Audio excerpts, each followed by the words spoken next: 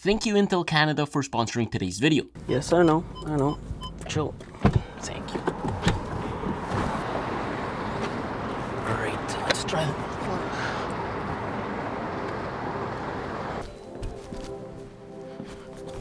Okay, so for the next month, I'm going to be using a Windows laptop, and I'm quite excited. I want some change, just like I did with Android, so let's try that out.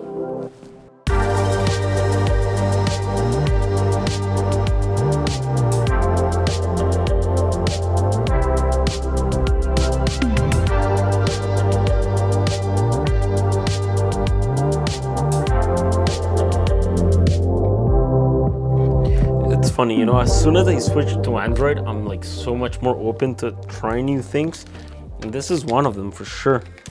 i9, 16 gigabytes of RAM, 1 terabyte of SSD. Very excited.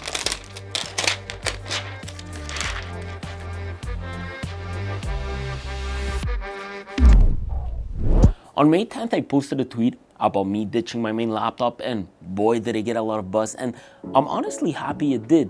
I really got to see both sides of the same coin. You see, even though I come from a different OS, I think at this stage in my life, I've pretty much managed to be very fluent in both. I mean, after all, my daily workstation is a custom build, plus being a Windows user comes with its perks, like the ability to keep my Android device connected to both my laptop and desktop computer at all times. Look, what I'm trying to do here is just to share my experience as someone that codes as a hobby, creates content for a living, does lots of admin work. I mean, I use my laptops constantly, pretty much 24/7 when I'm away from the office. And you know what?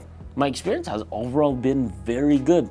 Not perfect, but very good. Been loving this Asus VivoBook that was designed on the Intel Evo platform. At the time of this recording, it's been almost like what? Let me check. Like a month I've used this non-stop.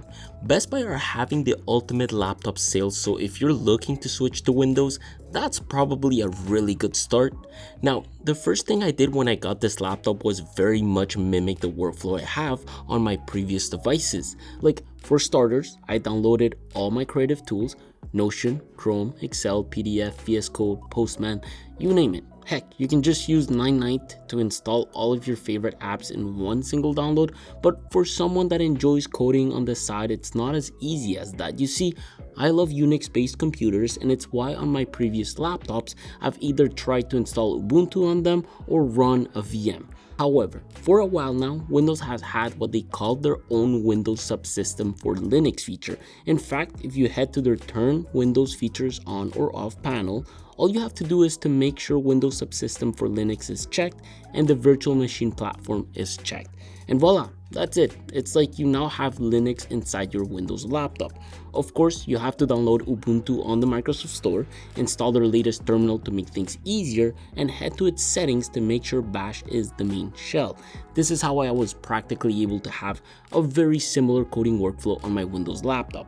And it's fun because VS Code supports it. I can easily open up my Linux operating system within and start working on projects. And it's something I've done on this laptop. Actually, just for fun, I've been quickly brushing up on Node.js these past few weeks, and it's overall been extremely fast and easy to use.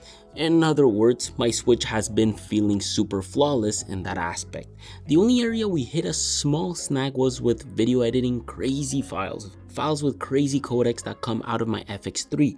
Oh, and trust me, I edited with this. In fact, our living room tour intro was all edited on the VivoBook. I couldn't pass on the fact this has a Pantone certified OLED display, so I had to color correct some footage on it, especially since Intel Evo is specifically designed for very light gaming, productivity, and creators. I very much had a good time putting together my living room intro on this. So the Intel Evo platform is the result of a co-engineering and certification process. Intel Evo laptops are designed to give you the best overall laptop experience for productive work like Excel, web development, managing databases, very light gaming, editing pictures on Lightroom, and so on. The whole concept behind Intel Evo is that it delivers a specific experience. For example, the Evo platform has to satisfy longer battery life, fast charging, instant wake, Wi-Fi 6 and Thunderbolt 4 connectivity. I think what Intel did to test their own standard in terms of battery life was using local and cloud apps with many web pages opened at once, a screen pushing 250 nits, and all of it using Wi-Fi.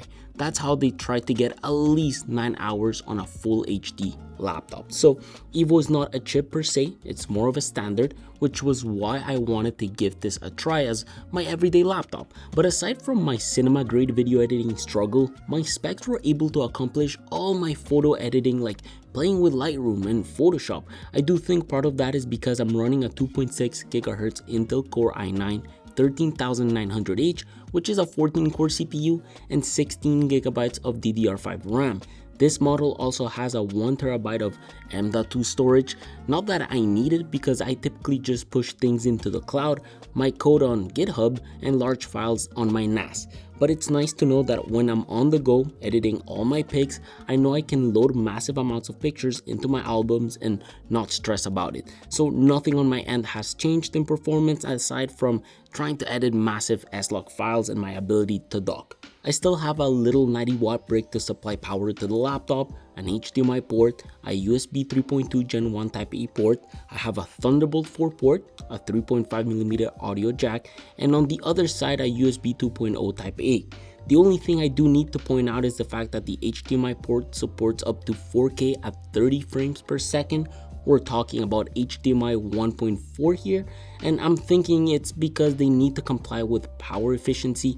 It hasn't really changed the way I work per se. The only thing that has changed is the ability to dock this. I was having this issue with my dock when we first built our condo office. If you guys saw that video, the power supplying the laptop wasn't enough and it would just cause it to flicker nonstop.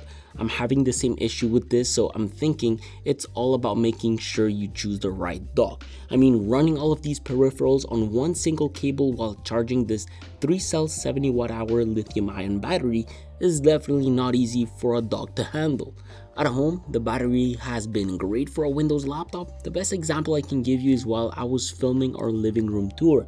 I had so many things open while I was working. I had a podcast running constantly in the background, phone link for my messages and texts, Lightroom, Premiere running at full force, Notion. I was transferring files back and forth. I was doing it all. I never tried to accommodate my workflow at all.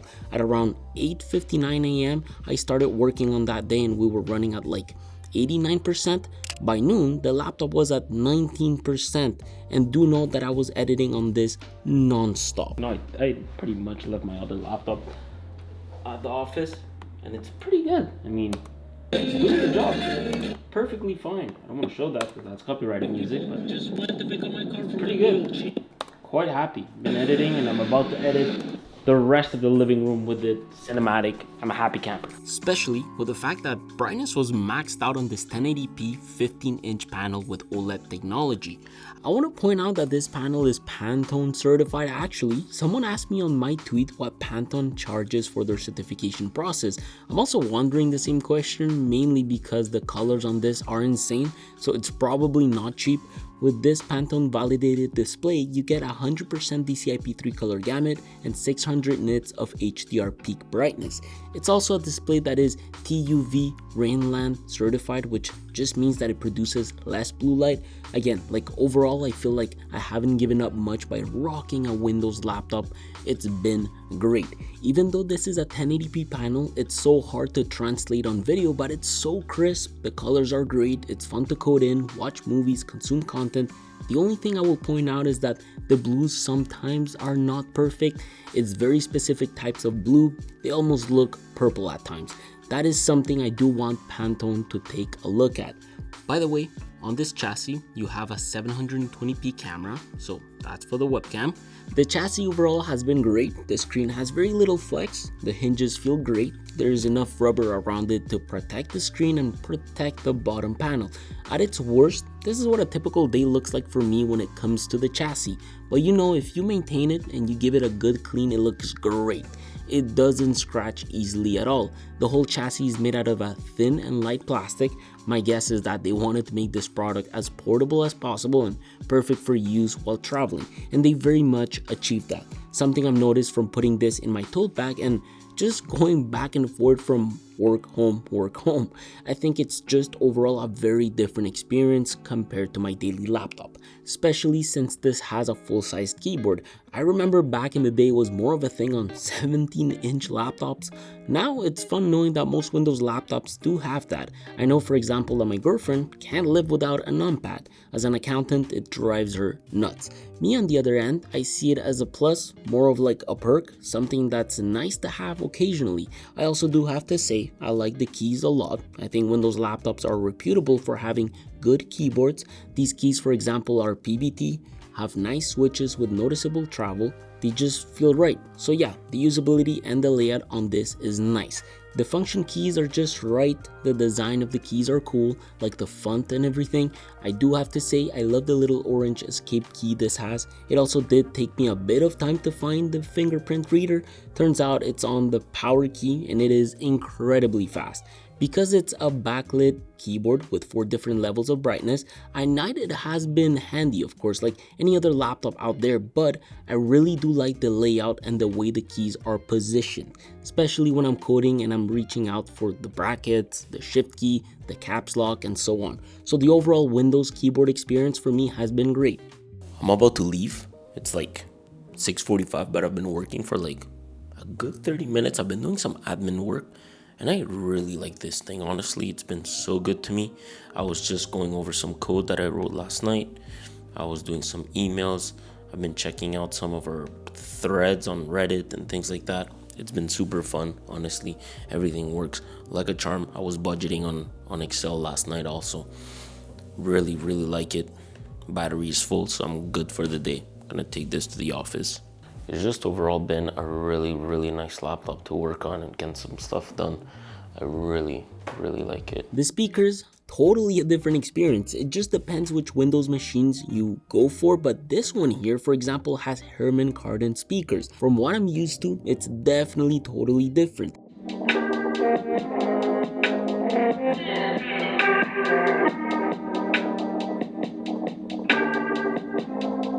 The setups on these varies from Windows machine to Windows machine, but on my end, these live below the chassis, so the sound sort of bounces back into the table and can deliver a different experience.